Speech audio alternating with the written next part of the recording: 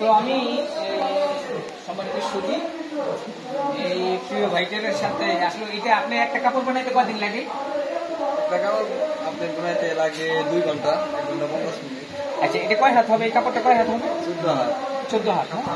আচ্ছা, 14 হাত। আচ্ছা, এটা আপনারা পাইকারি বিক্রি করেন কত? পাইকারি 450, 430, 470। আচ্ছা আচ্ছা, এটা যদি 450 বা 470 বিক্রি হয় তো এই কাপড়টাই কিন্তু আমাদের কাছে দাম নিচ্ছে কমসে কম 3000, 3200 বা 4000 এরকম নিচ্ছে। মানে এটার আরো কি কাজ আছে নাকি? কাজটা কি আরো কোনো কাজ বাকি আছে? অবশ্যই আছে। আপনি প্রিন্ট হইব। আচ্ছা, কিন্তু আপনার ওয়াশ হইব, ওয়াশ হওয়ার পর আপনি শোরুম উঠাইব, এটা তো প্রিন্টের খরচ আছে না।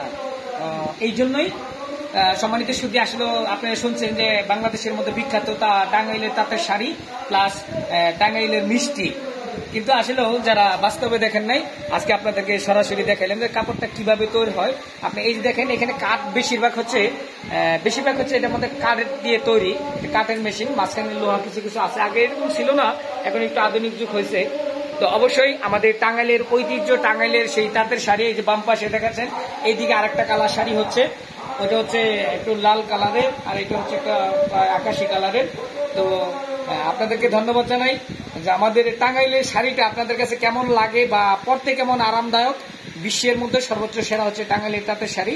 তো আমাদের জন্য দোয়া করবেন, আমাদের টাঙ্গাইলের জন্য এরকম আরো অনেক ভালো ভালো শিল্প তৈরি হয়। ভালো থাকবেন, সুস্থ থাকবেন। অদম কাঙ্গাল সোহেল, বাংলাদেশ যাত্রা উন্নয়ন সমিতির একজন সদস্য, কৌতুক অভিনেতা জন্টু ভাই।